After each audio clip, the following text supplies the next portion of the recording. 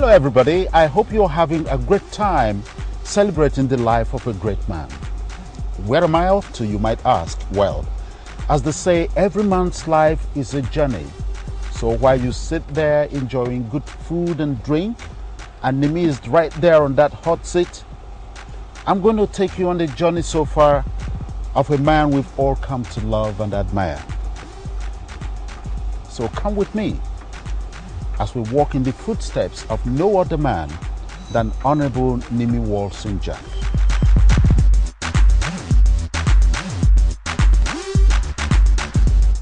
Nimi is the younger generation of the Walson-Jack, and this is where this story began. And so, Nimi, we have gathered here today not just to celebrate and give tribute to 50 years of the life of a brother, colleague, parent, husband, and cherished friend, but just as much to review with you some of the highlights of the journey through life of a man who, despite the most humble beginnings, has been able to rise to a position of honor and profound relevance in a very challenging world. Of course, Nimi, you will instantly recognize this place. It is the small village called Oguta in what is now Imo State. It was here, not far from the now famous Oguta Lake Resort, that you were born precisely 50 years ago. Your parents were traders. Your mother was not only a trader businesswoman, but a nurse as well. It was here, along with your sisters and brothers, that you first saw life as an exciting adventure.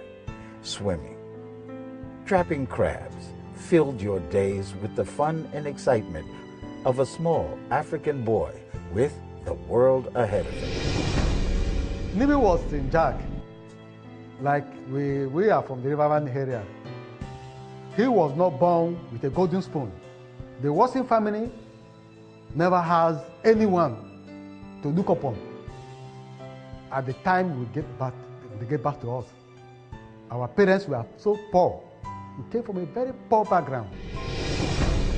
What I know about him is that he's a good boy, obedient boy. Whatever he asks him to do, he will do it without argument. He doesn't look for trouble. He's always up and doing. He widens his outlook. Nimi Walson-Jack. He attended primary school 1 here in Bori, and he was a very brilliant scholar who attended this school. Somebody who was very eloquent and very youthful. What is the capital of Nigeria? Nimi? My name is Nimi, and the capital of Nigeria is Lagos. Clap for him.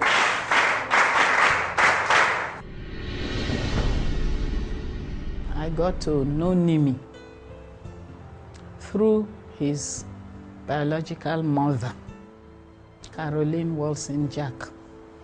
She was my colleague when I worked in Bori General Hospital. We worked together. That was how I got to know her. Then there was this time I had nobody staying with me. We were staying in the nurses' quarters. So I walked up to her and said, please, give me one amongst your children. Then I just had my first child, who was that 2 or 2 plus. Nimi was a bit older than him. Somebody who can just come, stay with us, play with him when I'm at work. This is all I want him to do for me. I said, give me, somebody who is senior to him. She said, no, I should take him, that I'll get to like him. Well, I had to go with him. And he stayed with me, not quite a year, but it was too much. He was okay. As a little boy growing up. And he maintained it, just the way I saw him. I was born and I heard how he, so to say, helped my mother, in taking care of me while I was quite a baby or quite small. I want to see him like a senior brother. Over the years, you know, I have silently, though he is not aware, but I have taken him like a mentor, and I see him like my type of man, my dream man. I remember I wasn't happy leaving my mother because apparently it turned out I was her favorite child. And then here was my uncle with his wife, and the accommodation wasn't as spacious as we have today. I remember very well, we had this egg, we call the orgaze. Today it's called the quail egg. And the fun then was to buy one and use it to crack another. And somehow I was always either lucky or I was an expert. In those days, Bori was a happening place. It was, if you like it, a small town, but things worked. We gathered as a family. We lived in a 2-room apartment.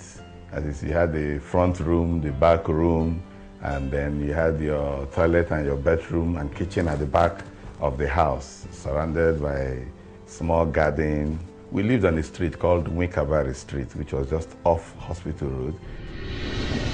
Some of the interesting things Nimi and I did when we were in primary and secondary school with our mom in Bori, we sold newspapers. We became vendors. Why? As young as we were, because we wanted to read all the papers. We wanted to be satisfied with news. We were not getting enough news. So we went to the Nigerian Tide office there in Bori, met the managers that wanted to be vendors. And he looked at 2 little children wanting to be vendors. He said, but your mom is doing very well. She's not lacking any money. We said, yeah, we want to get more knowledge, we want to read. And the man was marveled. He gave us the paper to go and sell. We sat down, read all the paper. By the time we stepped out and came in, we had finished the papers. We did that while on holidays. Among your most cherished memories was a trip to Abonima, the place you were told was the ancestral home of the Walson-Jack clan. At the time, Abonima was a fabled city compared to New York and even called York City. Well, I went to Abonima, and as I said, in those days there was no bridge, no roads. We went through Abonima Wharf, where you had to enter into the boats. I had lived on the lake, as I said, by the lake. And here I was confronted with a river, a big river, with ships here and there, numerous boats. While on the Oguta Lake, we had hand-pulling canoes and one pontoon. Here we had all manner of boats with engines speeding off and coming back. And then, of course, as a kid, they had to be put in the middle of the boat in between elders. And we had, the boats then were wooden long boats, powered by some 275 horsepower engines. And the journey from Port Harcourt to Abonima took 4 hours. Okay, let's now talk about your parents. Well, I actually grew up knowing my mother and my stepfather. And because I lived more with my mother, so I think it's my mother that has left a lasting impression on me. I know that she did her best. She did her best for a single woman to take care of 6 children, 3 boys and 3 girls, on this basic salary then that they were paid. I think at the time I found that it was something like 11 pounds. And she supplemented that with trading. Naturally, one learned to associate with the business she was doing and was interested in business. She actually took me to Onitsha market, showed me traders who had degrees, some master's degrees, and were traders.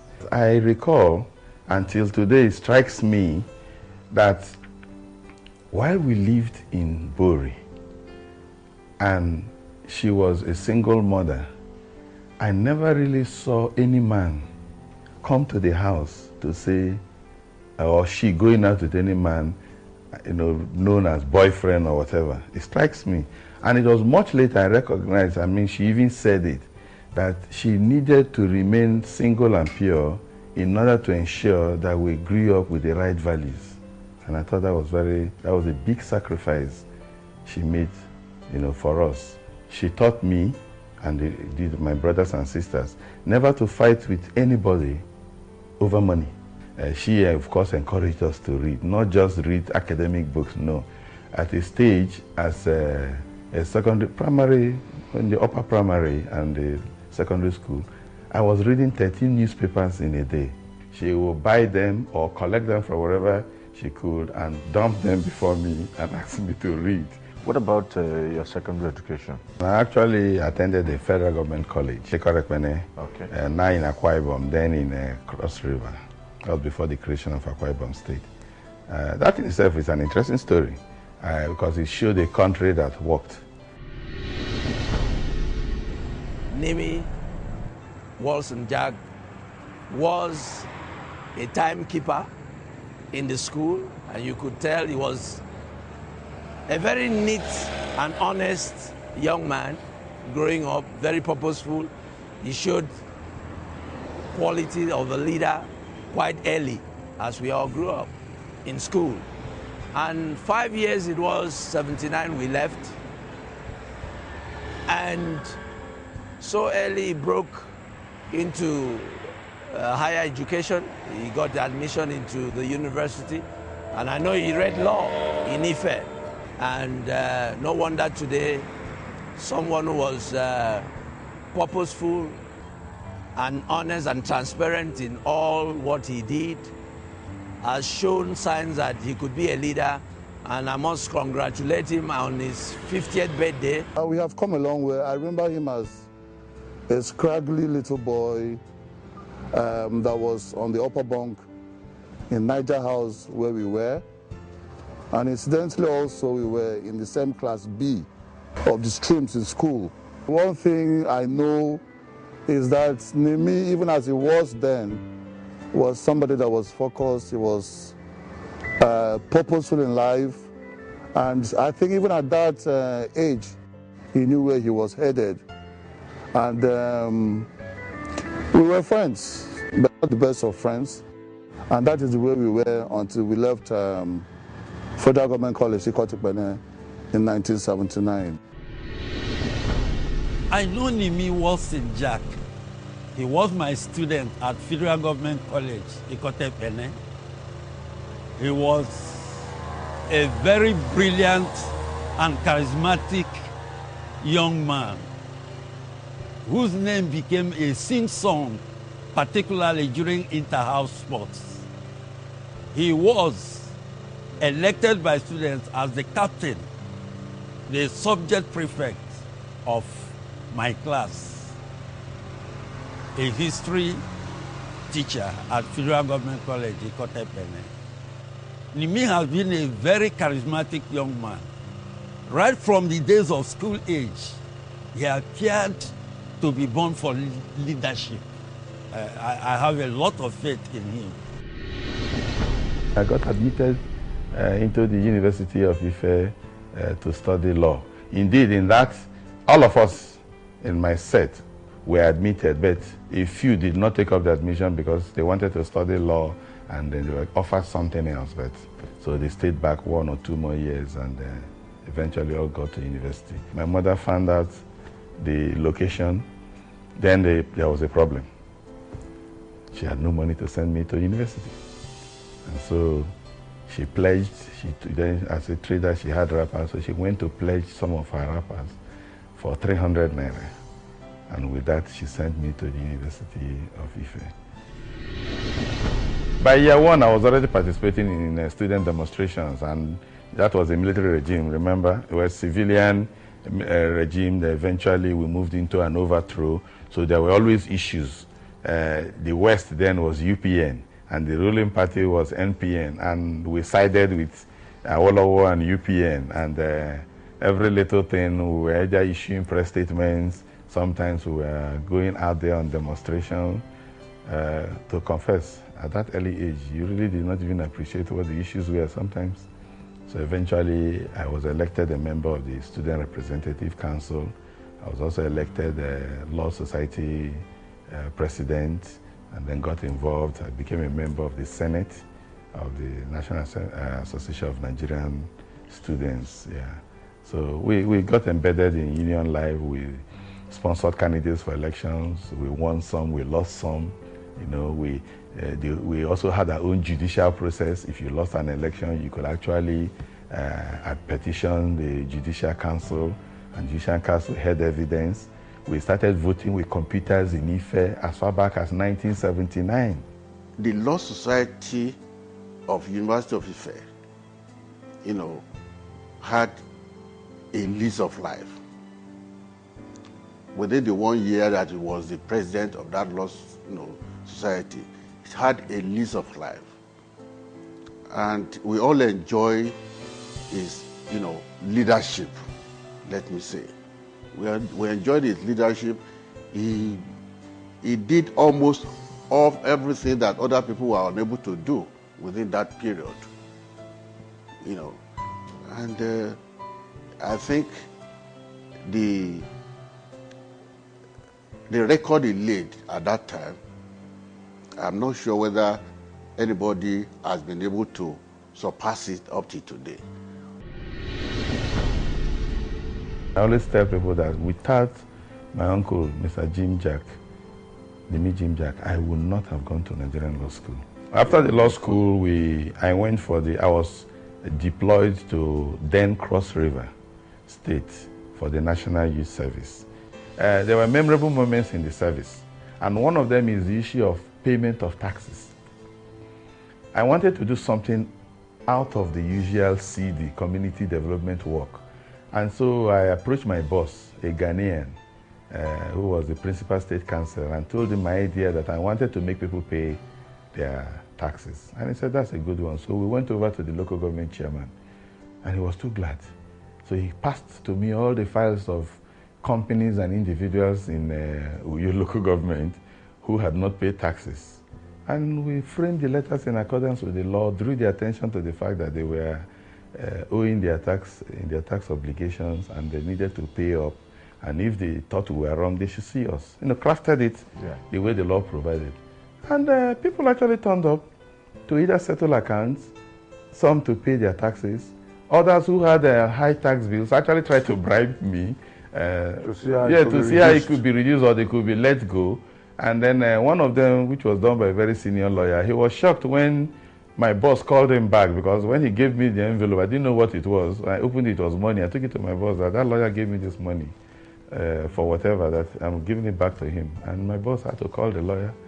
And when he arrived, they called me and told him next time never to give me money in an envelope or to bribe me at all, and gave him back his money. And we went to court with those who